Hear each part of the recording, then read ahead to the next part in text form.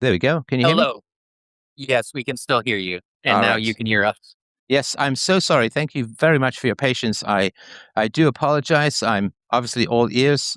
You had a very short request for a topic, and I'm hearing a lot of background noise. Are you in a car or outside or? Does that make it better? But yes, we are relatively both of those. And thank you for taking our call on I'm sorry, I'm such just not short sure notice. what the background noise is because as a public call, it's a little tough if there's a lot of background noise because people find it harder to hear. I agree. I don't hear any background noise. Oh, at your end? Oh, so you're just in a house or something like that? No, we're in the car right now, but I'll pull off. Actually, yeah, we're on the interstate, so it should be fine cellular quality, but I'll pull off the next exit so that we can avoid. Do you hear some Well, background you're in noise a right car. now? Yeah, there's background noise. But okay, so do you want to just start telling me what the issues are? Well, I think Sammy. Sammy. So we're using the names Sammy and Leroy for the purposes of the public call that you mentioned. Got it. Sammy and Leroy. So Sammy, I think, is a little bit obsessive about food. To talk about that, I think I like to talk about veganism and plant-based eating. he's listening. He just said he's all ears. Yeah. So usually he'll give people a few minutes to talk, and then if he really wants to speak, he'll cut you off and speak. I believe animals should only be eaten sparingly and like if it's something that'll be good for your health, but that too many Americans consume way too many animal products and it ultimately ends up bad for their health. Okay. And is that a problem in your life as a whole, or something like that? It's a problem for the world from what it sounds like, right? Like, did you want to tell him the problem? It sounds like that's what he's asking for is a more full, deep dive into this problem that you see in the world. Well, there's animal consumption takes up most of the crops in the world by the grain that the is planted for the animals to eat, and it leaves a lot of people hungry because they could be using that land to plant food for themselves instead, and there's so much meat that gets wasted and thrown away in grocery stores and things of that nature, and it takes a lot of Oh, it sounds like Sammy wants to give me a time to talk, and I would like to respond if you don't mind, Steph and Sammy. Yeah, sure. Are you Um, guys close to the exit? Because again, the background noise is quite high. Apologies, I might have missed it. So we don't even notice it. So if is there a way that we can minimize the background noise? Let's see. It says there's an exit coming up Okay, yeah. here. So sorry, go ahead. So we have some friends up in New England and Vermont who are nudists out in the woods, and they grow pigs, and they just fence off an area in the woods to grow these pigs up to the slaughter, and they harvest them for the meat. Sorry to interrupt you, Sammy, but that would be an example of crops not being grown specifically to feed the pigs, and they use a lot of waste food, like expired food from restaurants and grocers and stuff like that. Sammy, what do you think about that? I think that sounds like a really good way to consume animal products if that's your choosing. One of the Okay, I'm most sorry to interrupt. sustainable I'm a little confused about the purpose of the call. Is it to debate veganism, or is it because there are personal issues, or I'm just not quite sure what we're doing as yet? Well, Steph, there's been a perceived reality difference between us, Sammy and myself, Leroy, and what we're doing right now is talking about a specific item that we have a different reality on. Does that make sense at all? Well, yes, but I'm just trying to figure out what input I can provide as yet, and I'm not quite sure, but just fine. We're just getting to know each other. So, what are the perceived reality differences? What else do you have? Yeah. Okay, so Sammy, it sounds like Steph wants to direct the call away from global problems and more towards personal problems. How does this food choice difference of how people invest their time and effort into growing food. How is it personal for you? Well, I believe animals have souls, and it hurts my heart to see a soul get wasted, for just to be thrown in a landfill. And so, it's important to me that other people practice sustainability when they're consuming meat. Okay, so our friends who harvest the pigs, does it hurt your soul that they grow and harvest pigs in the forest of Vermont near Canada there? No, I think that sounds wonderful, actually. And I'm sorry, do plants have souls or insects, or where does the soul So taper I off? think I think this whole reality has a purpose beyond the physical substance of the material in it, including animals. So in that regard, I think as humans, we have a calling to follow the Holy Spirit and the instructions from our Creator to be good stewards of this reality that I'm in, with all of the substance in it, to be essentially good stewards. And specifically, more tangibly, you might hopefully be interested in hearing. We follow the calling of the Holy Spirit towards sharing and propagating peace, love, and liberty among the world around us, and that's the three core principles that I think that we have a calling to follow as children of God, essentially. Sorry, As being created. I'm not sure if you heard my question. I'd be happy to hear it again. Okay. Do plants have souls as well? Vegetables and other forms of plants? And do insects have souls? Do lizards have souls? Do fish have souls? I just want to make sure I understand where the soul aspect is or is not. Sammy, I think that was more. You're the one. Sammy brought up the issue of the soul. Do you want to talk about that or not? She doesn't want to talk about that.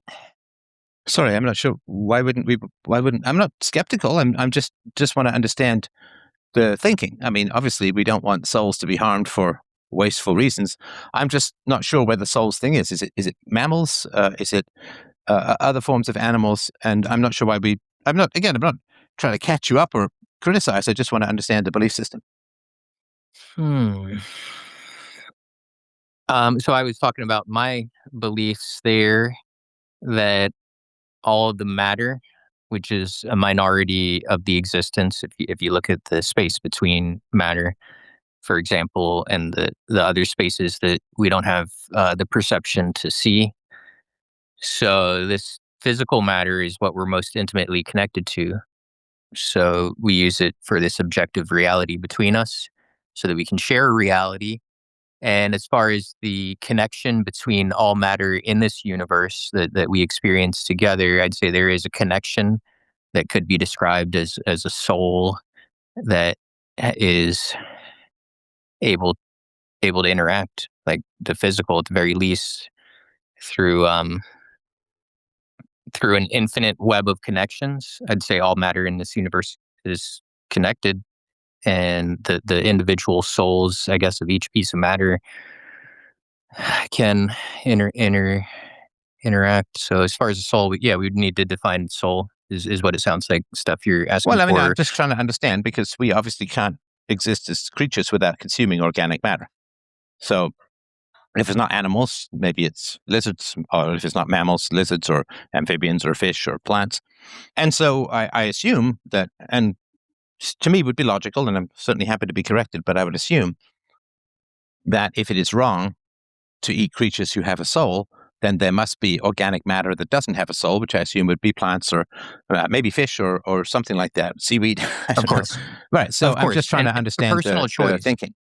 So, Sammy and myself, we agree. It's a personal choice how people interact in this world, and as far as I think she's more speaking to the harm of what a lot of people do with their choices, as far as monocropping, clearing land, using pesticides and chemicals that are definitely toxic in larger quantities. And so the only question is whether little of it is being used, enough of a minimal harm. So there's definitely harmful substances, monocropping, and then as far as from our shared perspective of the Shire Society Declaration and voluntarism, there's the peace, love, and liberty aspects. So for a large amount of land, for example, to be displaced from its natural use, the use that non-humans would have put it to, I think that's a big cost. The liberty of humans to be able to travel and use that land, and of course the animals which would be displaced. So ideally, what I think the viewpoint we share is that nature and allowing as much of the natural use of land as possible would be optimal for the peace, love, and liberty of the most inhabitants around it. As contrasted, for example, with cities, suburbs, and the I guess the farms that are monocropped for that are they remove the forest. Am I making any sense to you guys? I don't know. Well, sure. I'm just trying to understand, Sammy, why is it you didn't want to answer the question earlier about souls? Persistent. Well, maybe because it's fringe. There's people out there that believe in the crystals and the frequencies and Sorry, was Sammy the girlfriend or you or the wife? Partner. Yeah, we're partners. Yeah, I'm. It's a little tough to have a conversation if the first question I asked doesn't get answered, and I'm just I answered. no, but I was asking Sammy, and Yeah, you well, said this she is a doesn't want to public answer. call, and if she doesn't want to talk about, if she doesn't want to answer your question, that's, I think, completely valid for a caller. And that you have a right, if you want to talk about that, you can. Do you want to take a few minutes to explain how frustrated you are that she's not answering your question? No, it's not frustrated. It's just that if people don't answer questions, it's kind of tough to have a conversation. Yeah, and each of us, yourself, Steph, and myself, can monologue, and you could argue that Sammy gave a short monologue there about her perspective, a little bit of an alternative belief on life and the soul, the consciousness that gets hurt by the monocropping and the poor stewardship that a lot of humans are just looking No, to I can't do the same monologue again. So is that an issue that you face? This is to the boyfriend or partner. Is that an issue that you face, that if you have a question, she doesn't answer or doesn't want to talk about it? Is that part of the conflict that you're having or the lack of connection that you're having?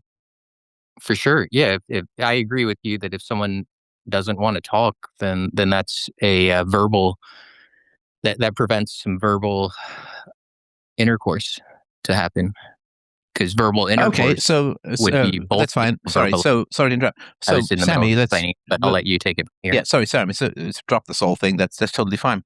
Can you tell me a little bit about your childhood and how you were raised? It looks like she doesn't want to talk in your public call stuff. Yeah, that's what the current state is. Well, I'm now very baffled. I'm sorry. Did she not want to have the call at all? Maybe not. Maybe she wanted to talk about food, and maybe she didn't want a dialogue as far as what you wanted to dialogue with her about. Well, no, but that's just kind of rude, right? I mean, if you make a speech in a conversation, then the person obviously can ask some clarifying questions to understand what you're saying better. And then to withdraw from that is a little rude, isn't it? Because then you're just saying, well, No, I have my way, I have my speech, and you can't ask me any questions. That's not a dialogue. That's just a speech. It's a monologue, right? yes and no. So, Steph, you could argue, yes, that she gave a monologue. Yes, you were allowed to ask questions. No to your statement is clearly false that you can't ask questions. Obviously, you can ask questions. You ask questions. So Well, yeah, but you if they have don't get our answered, permission. that's If you're asking, may sort of you ask? pointless, right? Yes, you can ask us questions, but we reserve the right to not answer your questions. Okay, but then it's not a conversation, and I don't know how to have a conversation with somebody who doesn't who has a speech, and I have questions about it, so I can understand the mindset better. And she just kind of shuts down. That's kind of rude, isn't it? Yeah, I guess you'd have to define the burdens and obligations of people in a relationship like this. Well, if you're going to engage in a conversation, it's selfish to not let the other person have a voice at all. Right? It's selfish to say I want to talk about food and monoculture and the animals have souls, and I didn't criticize it. I'm happy to explore the idea. And so if you say I'm going to engage in a conversation, but then you completely shut down when the other person asks a question, then it's kind of fraudulent, because you don't actually want to engage in a conversation. You just want to have a monologue, and you can't be questioned, and you can't get any feedback, and even friendly questions where I'm just trying to understand the mindset. So, well, I'd be happy to continue talking with you if you're willing Sure. to have conversation with me instead of a three-way. Okay, can you tell me a little bit about your childhood and what you experienced growing up? For sure. So I come from predominantly European. My parent that raised me and my brother had a lot of Italian influence from her parents and growing up. So we ate a lot of pasta. I remember this Parmesan spinach noodle soup that was really amazing that we had. It was like a Lipton package and then adding a frozen pack of spinach. I'm so sorry. I'm not exactly looking for the menu. I'm just looking for your sort of personal experiences, and particularly from a moral standpoint. What kind of moral education did you get? What kind of punishment For sure. did you get, if any, that kind of stuff? So generally there's no punishment around food, which is the subject of this conversation, food. So with food, my parents and close relatives, there was almost no limits. I mean, they would let us eat. I apologize a millionfold for being rude and interrupting you. I'm really sorry about that. But if the conversation is about your partner's issues with food, and she doesn't want to talk with me, which again is fine, then I'm not sure why we would switch to your issues with food, because you don't really have any issues with food. Does that make sense? But like if you take your wife, hang on, if you take your You're wife to the making doctor and you say her elbow is really hurting, but you won't let the doctor examine it, then talking about your elbow doesn't make it much sense, unless I'm missing something. Yeah. So, in order to discuss my partner's issues with food, I would like to discuss the overlapping areas where her issues with food becomes involved with my life. So the topic is food and her issues with food, but she won't talk about her issues with food or anything. Is that right? That's the current status. Yeah. I mean, do you really think there's a point? I'm not. I'm again, no disrespect. Obviously, people are free to talk to me or not talk to me. That's totally fine. But I'm also free to talk or not talk as well. And I'm not really sure how we have a conversation about an issue if the person who has the issue doesn't want to talk. Well, I have an issue with it, and I was trying to talk about her issues with food and how it becomes an issue for me. I apologize for Yeah, that's being fine. around. So yeah, just tell me about your issues with her issues with food, if that makes sense. Okay, you want to just dive right in, let's jump right into it, like get into it, just raw dog it. All right, I'm going to get Well, I mean, into it's been 25 minutes. I think we should start. Yeah. for sure. But I also believe that the rules of this dialogue that we've been having for 25 minutes should be agreed to by all the participants. And we did that. So I'm going to jump into my issues with food, or specifically my issues with my partner's issues with food and how they overlap with my issues. But so, as I was saying, I have eaten some really good food growing up as a child. And Sammy has obviously eaten a lot of good food because she likes to continue eating good food. And um, she will accumulate more good food that she can eat personally.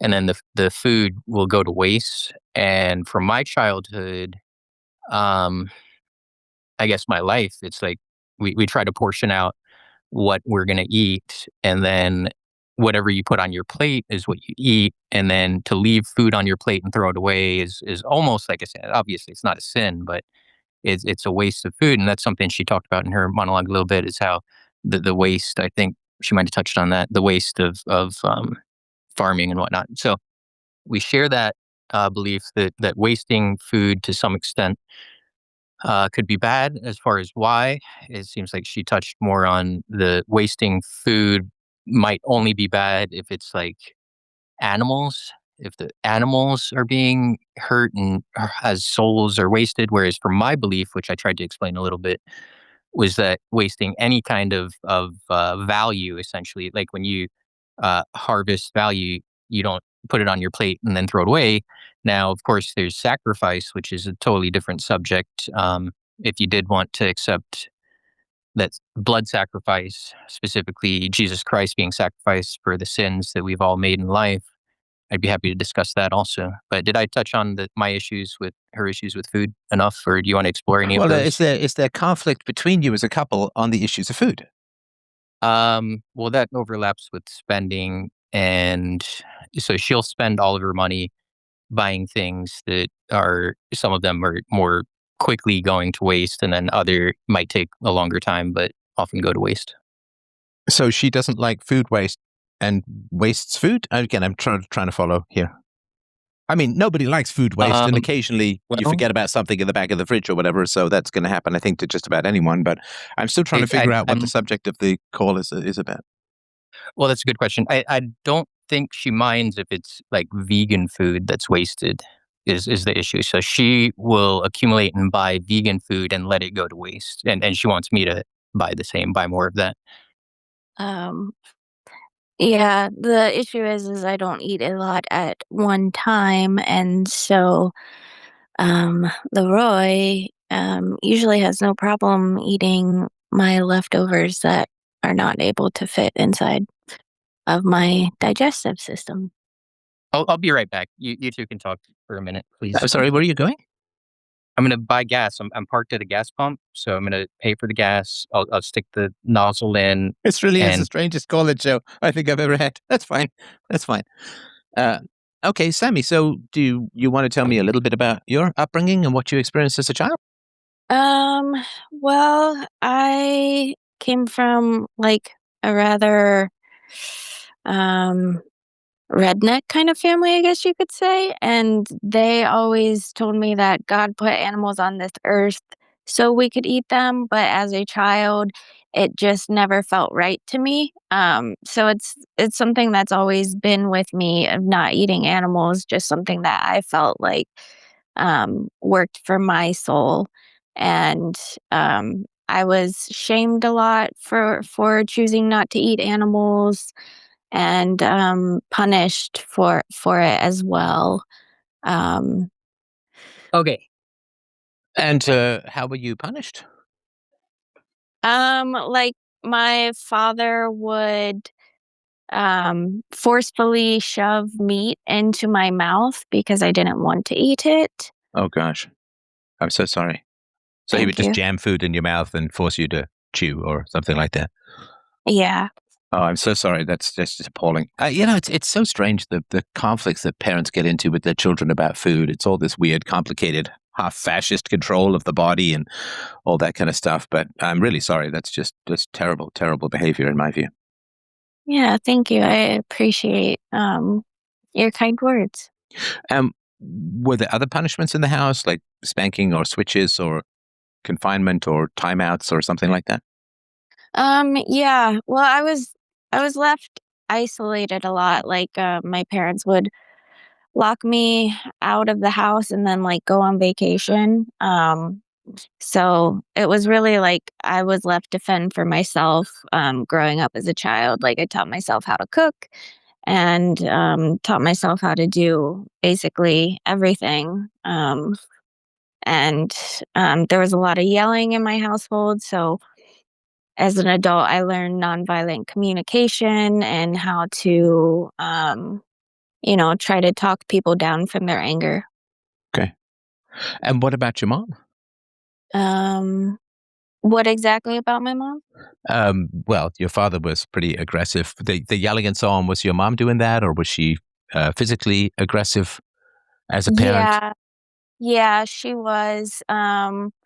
She Nobody in my family really understood my veganism, but she would tell me that I was ruining her life because it was more challenging to try to eat plant-based and try to eat more holistic foods than going to your fast food restaurant all the time.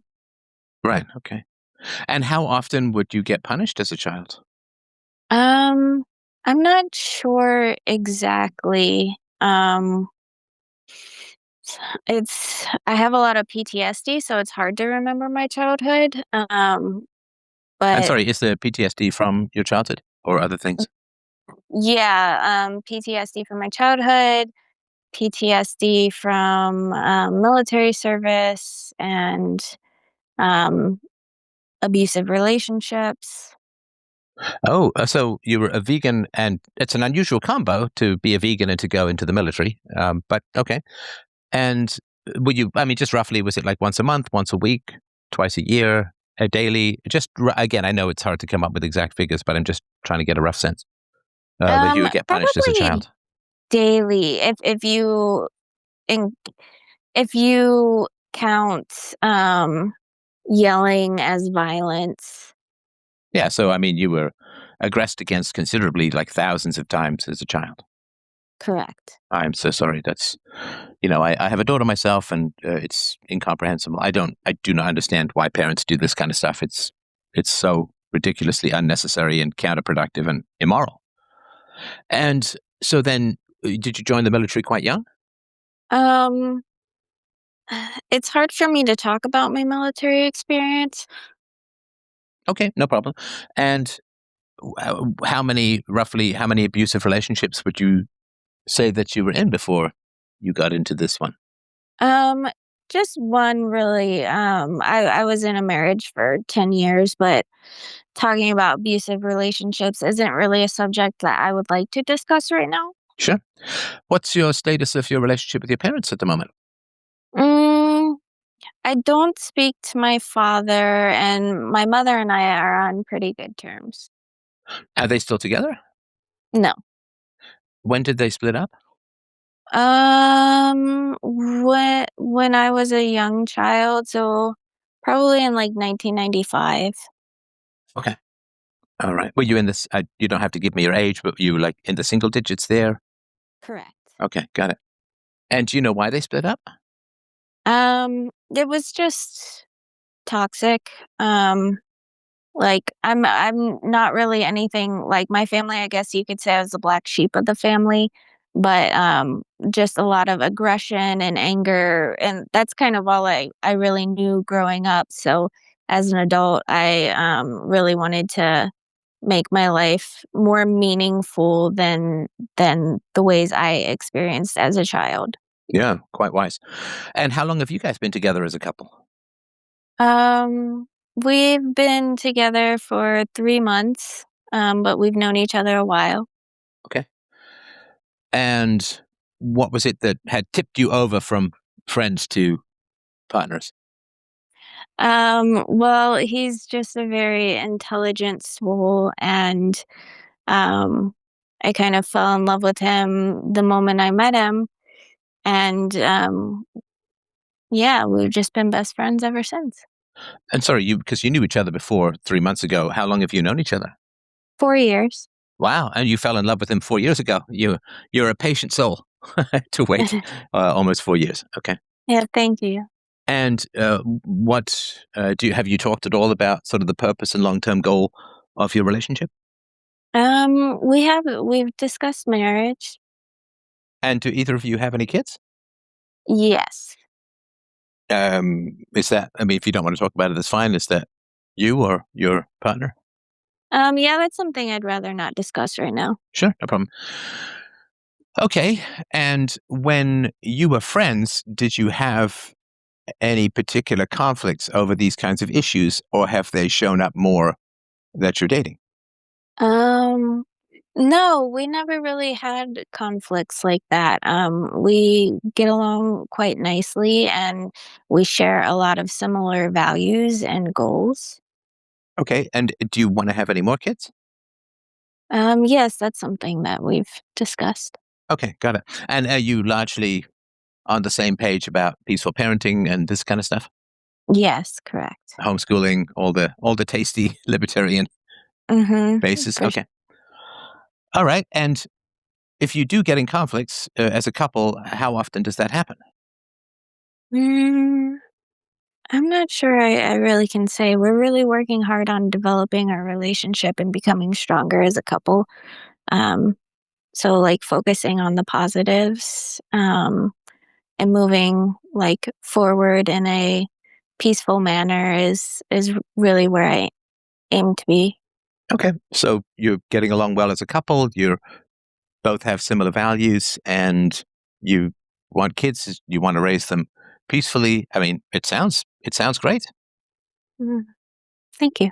Oh, good, good. All right. Is there anything else that I can help you with? Yes. Well, frankly, budgeting for food is, I think, one of these conflicts that I'd like to discuss.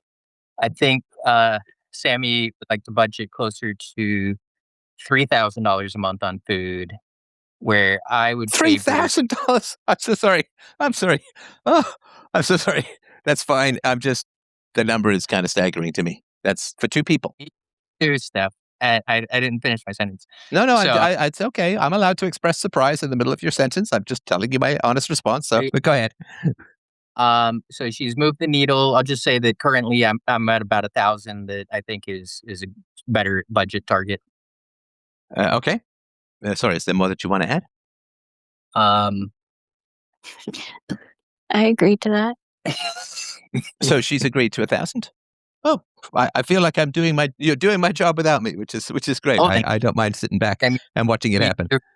That we'll set a $1,000 a month cap on dining at restaurants and food and groceries and all of that. Correct.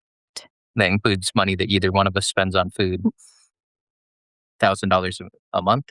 I'm sorry. To interrupt. Are you guys living together? Have you pooled your finances? I mean, how's that working? Sammy spends all of her money on whatever she wants to spend it on, and then she asks me to spend my money on whatever she wants me to spend it on.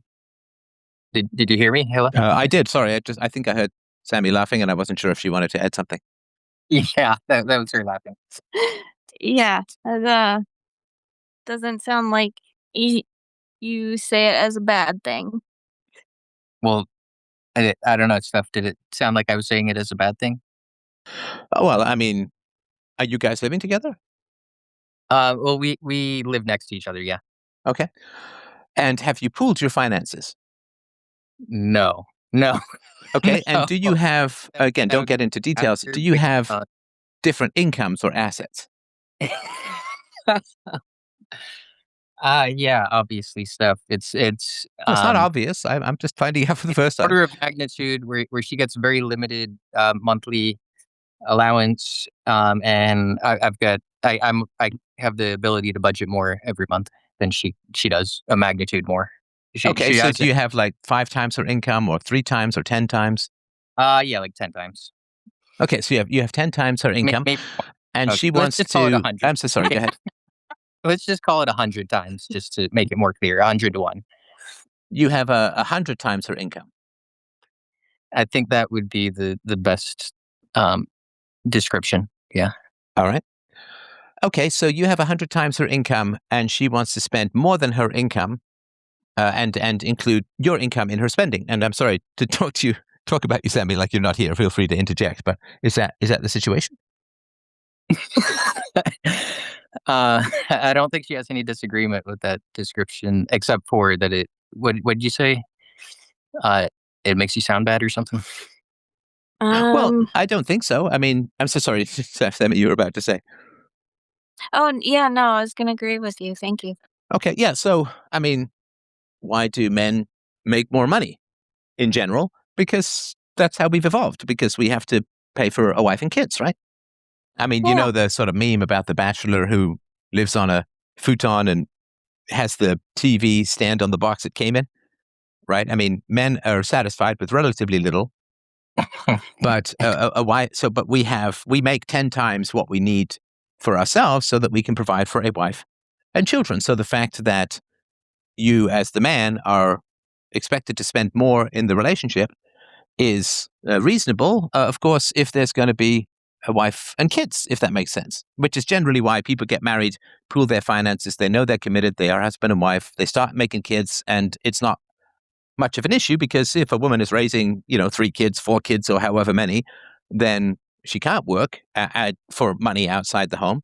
But the husband is like, well, I go out and I hunt, and you raise the kids, and I go out and I make money, and you raise the kids. And I mean, there's not much point as a man dying with a bunch of money in the bank and no children, right? That doesn't make any sense as a whole. So yeah, so the fact that you as the man make a lot of money and she wants to spend some of that money, I think it kind of aligns with our evolution as a whole, if that makes sense.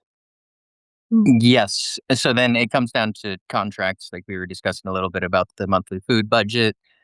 And there was a specific day this week, a few days ago, where I gave her $100 to go to and from a meeting that she had because the car could use some gas. And I think the car couldn't have taken more than $20 or $30 of gas. And I'd like to hear Sammy explain where she spent the $100 if you're willing to indulge me, if you two are willing to, and the rest of the world that's listening.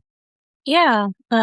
So when you first gave me the $100, you told me I could keep whatever change was there. And so I got gas in the car, which was like $35. And then I got coffee and breakfast, which I brought some back to you. And then after Bible study, I got lunch. Exactly.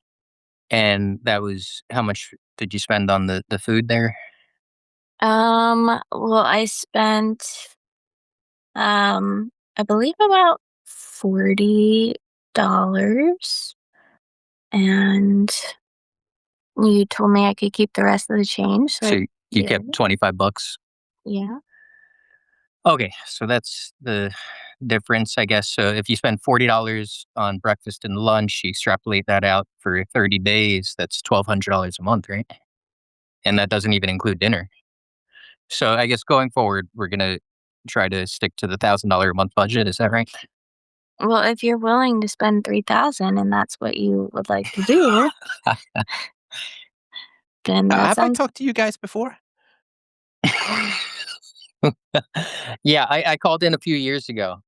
Okay, yeah, it's a certain. Okay, all right. So Sammy, I mean, if you want him to spend a lot of extra money on you, I mean, which is fine, but what do you provide in return?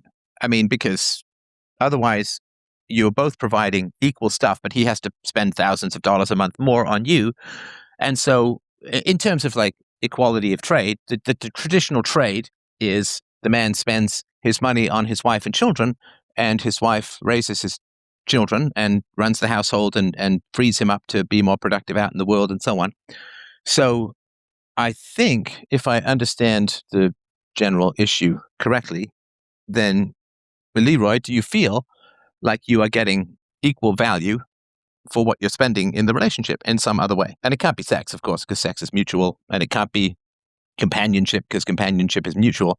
So where is Sammy's generosity significantly in excess of yours? Because if you're very generous with your money, then she needs to be very generous with something else. Otherwise, it feels a bit humiliating. Like women are always concerned that they're going to be chosen for sexual access, and men are always concerned that they're going to be chosen for financial means, and so on. So this is to you, Leroy. In what areas do you find that Sammy's generosity matches what you're providing financially? Um, Generosity, I guess. Well, because the idea is that because you make 100 times more than she does, that you're more generous with your finances, which is fine. But where is she more generous in return or in response? I mean, is your house a paradise? Is she fixing it all up? Does she do all the housework? Does she run all the bills and free you up? Like, is there an excess of generosity on Sammy's part to match what your excess of generosity is, or significant generosity? Maybe not an excess, right? Is there more generosity on Sammy's part in some other area to match the generosity of the finances? No, I don't think there's any additional contribution from her that is more than, I guess she could look at it this way. The fraction of my income that I spend on her is about equal to the fraction of her income that she spends on me. So that's the No, but closest. I mean, that doesn't really matter, right? I mean, if I'm going into business with someone and we both have to put $1 million in, right? And I have $1 million and he has $1,000, and he says, well, I'll put $1,000 in, that's 100% of what I have, and you put $1 million in, that's 100% of what you have. Therefore, 100 equals 100, and therefore it's the same. Come on, we know that's not the case. The percentages don't matter at all as far as that goes. So look, it's pretty easy, Sammy. You just have to find some way that you're going to benefit Leroy to the point where the money is fine. You just have to, do something that's going to be a value and benefit to him to match the additional finances that he's putting in. And, you're intelligent people, and so you can sort that out. So, you just have to figure out what you can do that's going to be of value to him so that the money is not an issue, if that makes sense. Yeah, I do believe I provide a lot of value to him. I basically, do all of the routines that a housewife does. I like to serve him and just honor him and respect his rules and boundaries and honestly give him everything that he asks for. Okay, hold on. Sorry, hang on. Sorry. So I'm so sorry, Lee. Just hold your thought for a second. I apologize. So, Sammy, how many hours a week would you say you spend on, housework and cooking and cleaning and laundry and whatever else you're doing to match his generosity financially? I would say about 40 hours a week. I mean, that's quite high if there's just the two of you, isn't it? I mean, what are you going to do if you have kids? Be 80 hours a week? I mean, you're doing 40 hours, so 8 hours a day, 5 days a week. Yeah, You it's a are lot. spending on housework and bills and laundry and cleaning and cooking and shopping. I mean, it's not small, but I just want to make sure I'm clear. So it's Are you 40 hours a week. I think she might be including some recreational activities I take her to. Well, no, I'm talking about the work, right? The stuff that We're going to go play games tonight and eat dinner. And would you count that as the 40 hours? I would count that as leisurely activity of spending time with you. So what's the 40 hours then? As we just discussed, cooking food, doing chores around the house, picking out your clothes when you ask me to, yeah, things of that nature. come on, that's not 40 hours a week. With all due respect, right? I mean, I can't see how that all adds. And also, if it's 40 hours a week to care for one guy, then if you guys have kids, then what? I mean, that's way more. Yeah, Gonna it's be very 200 high hours. maintenance. Being a mom is a 24/7 job. No, it is because you've always got to be on call. But okay, well, Leroy, do you agree with her assessment of 40 hours a week? Maybe in her head, like she No, thinks do about. you agree with it? Not in her head. Do you agree with it? I can't disagree with it. Okay, so if she's taking 40 hours of labor away from you and making your house beautiful, and you're skating through, doing your thing, and you don't have to worry about any or many house things, is that not worth the extra money that you're spending? I'm not saying whether it should or shouldn't. I'm just curious. Yes, I appreciate you helping bolster her support for a higher food budget every month. Well, no, that's not. I mean, my question is the work that she's doing roughly equal or compensating for the extra money that you're putting in at the moment? Yeah, no, I said like 1,000 was my that I've moved the needle. It started out like less than that, but anyway, and she's I think currently around the 3,000 a month. $100 a day, 30 days, about 3,000 a month goal for her. And then for me, I've moved it to we just earlier in this conversation negotiated $1,000 a month. And yes, I think $1,000 a month is definitely reasonable for her contributions in the domestic services area. Okay, so if it's 3,000 a month, wouldn't that be eating out a lot? Yes. Okay, but if sorry to state the obvious, but if you're eating out a lot, then that's not 40 hours a week in food prep, right? Are you including the driving and ordering and researching what food to eat when we eat out? Yeah, she's probably including all of that. No, like no, come on. If you're eating out, that's not housework. Yeah, I agree. It's not. Okay, so and of course you don't have maids or anything like that, I assume. So, and how big is the place that you live in? Is it a house, a single house? How many bedrooms? Is it a smaller place, a condo or apartment, or what's the size of the place that you live in? 1,500 or so square feet. And it's a house? Pretty much. Yeah. Pretty Okay. much a house. So, you have a house guest. Do you have a house guest at the moment? I'd rather not get into that. Okay, it's totally fine. All right, so it's not a massive mansion that she's taking care of. There aren't any kids. I assume. Well, I don't know if there's a lot of entertaining, but entertaining can be very time consuming. My wife is Greek, and therefore, whenever we entertain, it's a production of a Cecil B. DeMille size, scope, and budget. And so it seems like if you're just taking care of one guy in a relatively small house and you eat out a lot, I still, I don't want to haggle about the 40 hours. I personally can't see how you get there. Yeah. And of course, some of it you'd have to do yourself, right? So women will sometimes say, well, but I have to vacuum. And it's like, well, you have to vacuum if you lived alone too, right? I mean, so there's some stuff that Not I have to do necessarily. dishes. Well, there'll be a few more dishes, but you still have to do Well, dishes when you live at home. So alone, right? So sorry, go ahead. I'm not sure if Sammy is comfortable getting into it, but she has not felt obligated to put in any significant work for herself in her past living situations. Not felt obligated, so she didn't have to wipe down the counters or clean the bathrooms or do the Correct. dishes or Correct. what don't know. mean? Prison? Validity. Never mind. Don't answer. Okay. All right, but I mean, the natural state of things is everybody has to do housework, right? I mean, that's just life. I'd say so. But so I'd say this is a huge step up, and compared to how I've seen her live in the past, I'm comfortable. Oh, like she was a although- little bit of I wouldn't say she was a little bit not quite so fussy with her personal standards of yeah. tidiness, cleanliness, like And something like that. My standards aren't high, I would say. So for her to have been below my standards, I don't know. I'd say I'm like 50% of population-wise cleanliness, roughly the median or whatever. But anyway, so she was below that, I would say Okay, for sure. so let me ask you this, Leroy.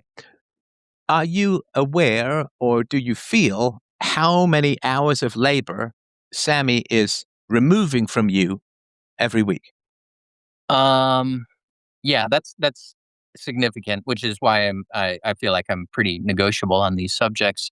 But I just want to say, please let me say, that I think most of the work she does is like mental in her mind, and it doesn't involve a lot of elbow grease. Not the kind of work that men think of, but maybe emotional work would be another way of putting it. So she feels like she's doing 40 hours of work every week. No, Whereas don't speak for her because I was asking about housework and stuff, and I don't know exactly how to measure thinking about the relationship or being some kind of pseudo-therapist. I don't know how to measure any of that because that's not objective. But with regards to just like you, how much time did you spend on maintaining the home and house and cooking and cleaning and shopping and like how much time were you spending a week before she moved in and or lived next door? And how much time are you spending now? Like if it's gone from I used to spend 20 hours, it's gone down to like nothing, then that's plus 20 Right. hours. If it used to be 40, now it's 20. Well, you know what I mean? Like, so how much time is being saved by having Sammy do this, excellent and important work around the house? For you? Well, value wise, No, just hours, just well, hours. I can't measure value in hours because it's so subjective. Because the amount of hours No, the to hours aren't subjective. I'm so sorry. The hours aren't subjective.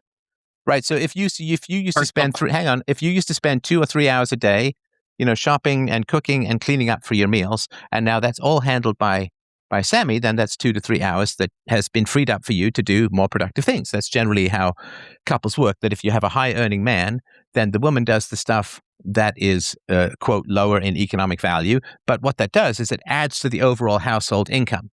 Right. So, for example, if the wife spends 2 hours a day and frees up the man to spend 2 hours a day working, and he makes $500 an hour, take some crazy number, then the family is up $1,000 a day because the woman is doing the housework, and therefore she gets some portion of that money. You could say half or whatever, because the money's only coming in because she's doing the work.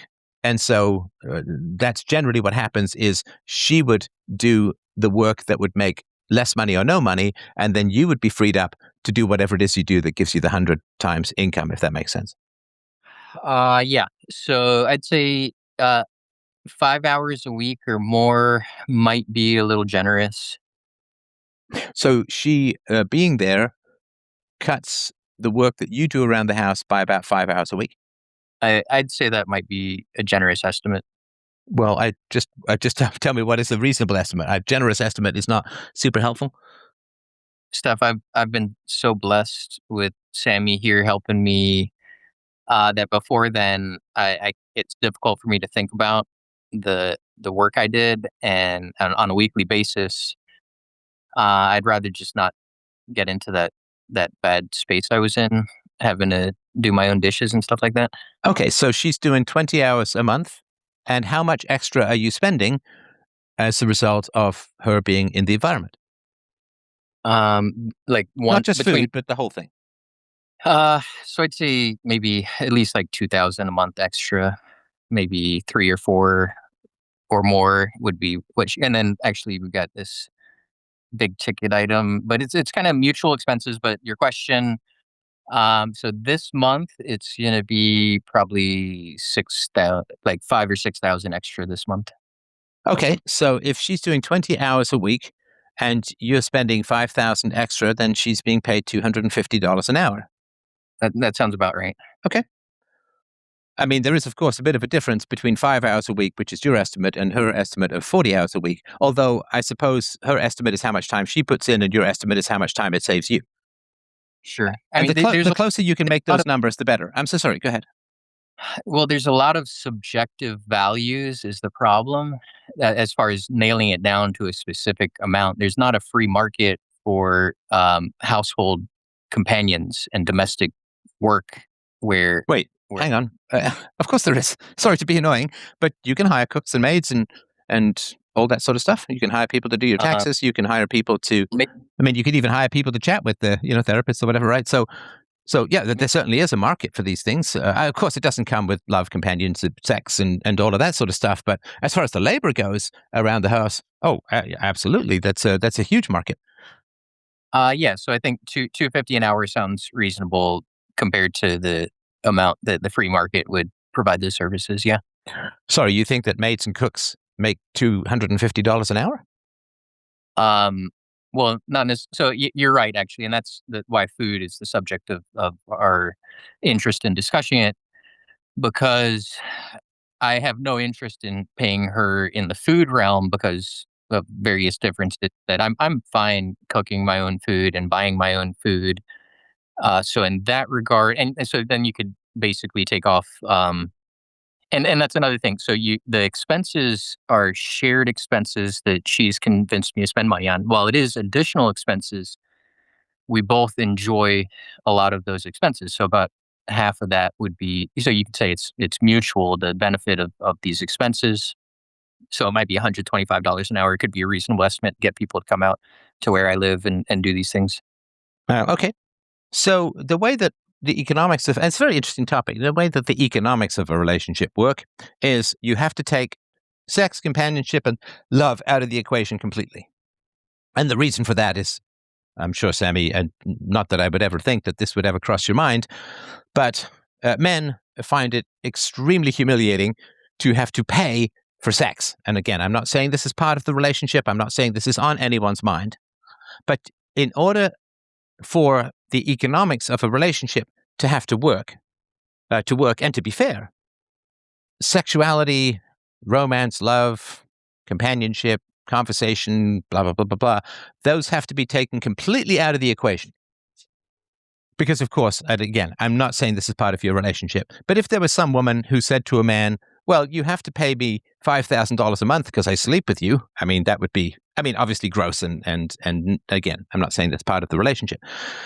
So when it comes to adding value in a relationship, and of course, we all want to add value, we want to receive value, and we have an innate sense of fairness and so on. So you have to take the sex, love, companionship, conversation, all of that has to be taken out of the equation. And because it's humiliating to put it in, right? Because then the man might feel like he's paying extra money just to have sexual access, which is really bad. That's really bad and toxic. And again, I'm not saying that's part of the relationship. So you have to look at it like it's a business arrangement, because it is, because sex is not part of it. Sex is like mutual and all of that.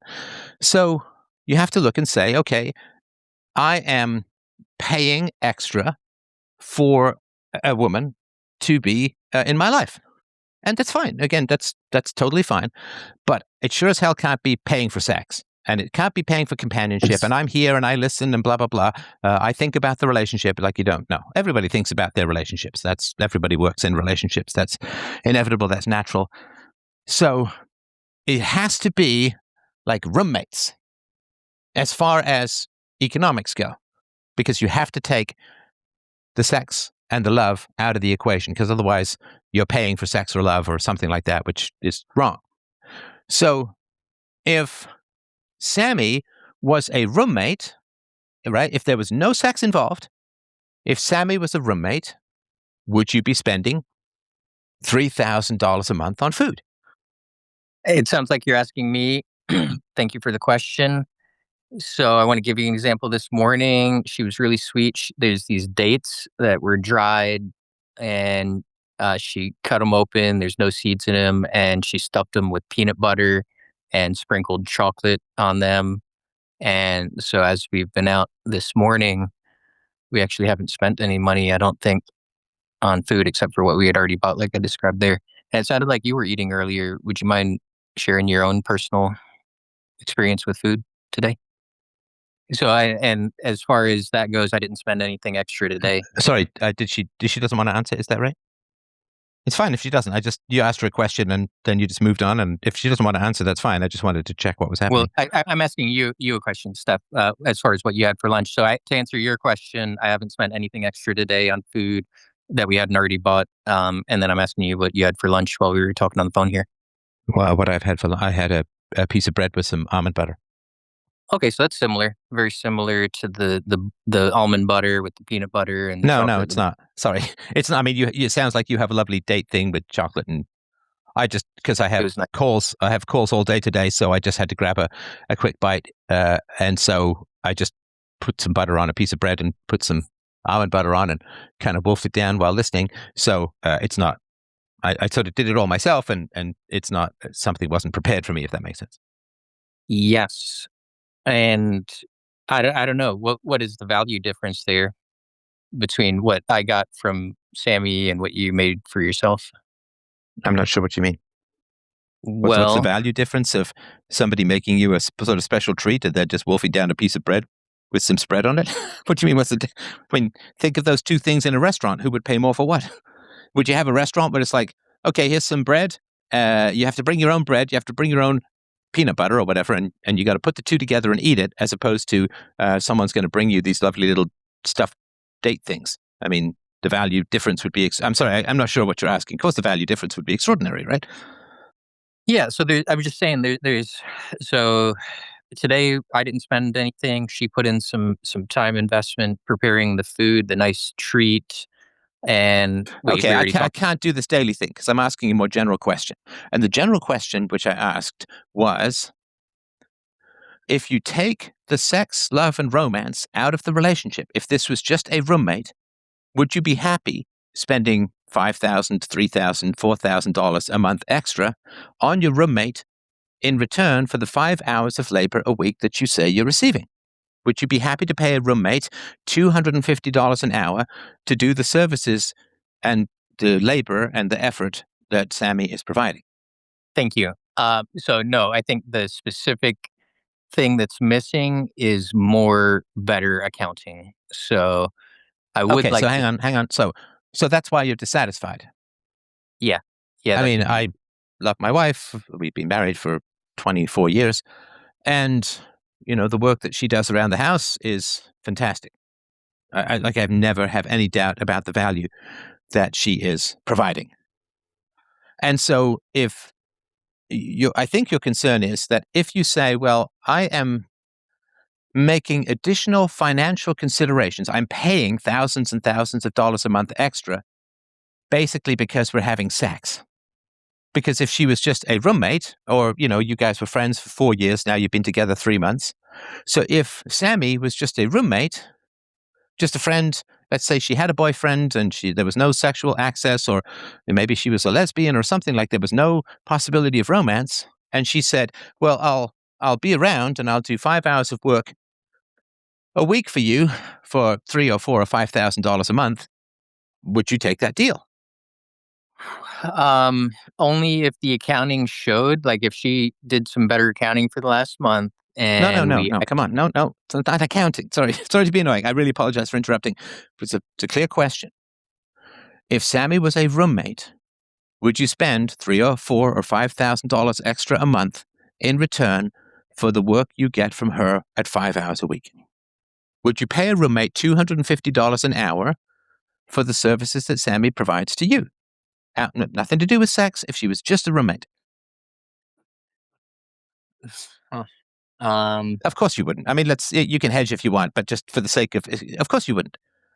And so then the question is, if you wouldn't do this with a roommate, why would you do it with Sammy? And the only difference, of course, is that you're getting sex and companionship and, all of that. But you'd get some companionship and conversation and affection from a roommate too, right? So the one fundamental difference, since a roommate can chat with you, probably wouldn't be a whole lot of cuddling, but you know what I mean. But the difference is sexuality. And so as a man, I'm telling you, you don't want to be paying for sex. And again, I'm not saying you are, but what I'm saying is that if there is a perception that you have to pay extra with the sole differentiating factor between a roommate and a girlfriend is sexual access, then you want to nip that in the bud because you don't want to feel ever like you're paying for sex, like you have to spend money for the sole reason that sex is involved, because that obviously cheapens everything. That sort of classic meme where the guy has to bring, I'm not saying this is you guys, it's kind of a classic meme. I just use this for illustrative purposes, but the man says, I have to be rich and I have to be educated and I have to be tall and I have to be good looking and right. This is all the things this is what I have to bring to the table. And that cliche about what some women say they bring to the table. They say, I don't bring anything to the table. I am the table. And again, I'm not saying this is the case with you guys, but the idea that the man has to pour a lot of extra effort, time, money, and energy into a relationship because the woman offers up sex, which is mutually beneficial and fun for you both and so on, is bad. So when you are looking at the analysis of the economics of the relationship, you must take sex out of the equation. And you have to say, if there was no sex involved, would I be paying all of this? And if the answer is I wouldn't, then the woman needs to address that lack of value perception. And either, maybe this is to your comment about the accounting, maybe what Sammy needs to do is to say, look, maybe you're not aware of all the value I'm providing. And, it's pretty easy. You just keep a little note, little notebook, or you can put it in your phone or something. I did this, so that you can. Exactly. Yeah, so that you can show the value. And then that's a certain lack of trust there, but that's okay. You guys are 3 months into a romantic relationship. But if she can prove the 40 hours, right? If she can prove the 40 hours, then the hourly equation, and it's not just that she works for 40 hours, but let's say she reduces your time requirements for housework and so on by 30 hours a week, right? So if we look at that, right, then if you spend, say, $4,000 and she's saving you 120 hours a month, that's way better, right? Because then you're not paying her $250 an hour. You're paying her, $30, $40 an hour, which is, I assume, much more reasonable because you are giving. It's the same reason. Like, I don't know, whatever it is. I don't. I can't think of one. A friend of mine, he doesn't pay to mow his own lawn because he makes good money, and he says, "Look, it makes more sense for me to pay someone to mow my lawn." Because in the 2 hours it takes to mow my lawn, I could be making X, Y, and Z money that's more than I pay the guy to mow my lawn, right? It's differentiation, it's division of labor stuff. Like Michael Jordan doesn't do his own typing kind of thing. And Donald Trump doesn't do his own taxes. He pays other people because he's making more money doing, like, not learning how to do his taxes than he would be paying people to do his taxes. So if Sammy is providing a lot of value and freeing you up to do whatever magic money-making stuff you've got going on, fantastic. Then the value proposition is square and clear, and so on. But yeah, again, you have to scrub sex from the equation because that's not emotionally sustainable to even have the feeling that you might be paying for sex. All right, how's that for a decent convo for you guys? Well, I appreciate you sharing your perspective. I feel like it's really hyper focused on the sex and the male female value exchange, the conjugal No, value. I'm sorry, I got to disagree with you. It's not hyper focused. I'm saying take it completely out of the equation. How can you say that it's hyper focused on sex when I'm saying take sex out of the equation completely? I'm saying remove sex completely as a variable. How can that be hyper focused on sex? Because there's a lot of other aspects of this relationship to focus on as far as the food dynamic goes, other than what needs to be removed from the calculations. So the specific calculations themselves, I was trying to focus on the subjective specific value being exchanged, the ratio of the values as a part of each of our lives. So different types of value, obviously, time, labor is different from currency, and so Right. And so sorry. So let's say that you make only $200 an hour, but your girlfriend or partner doing work costs you $250 an hour, then you're down $50 an hour. exactly. But let's say that you make $200 an hour and she frees you up so that you get 30 hours extra a week.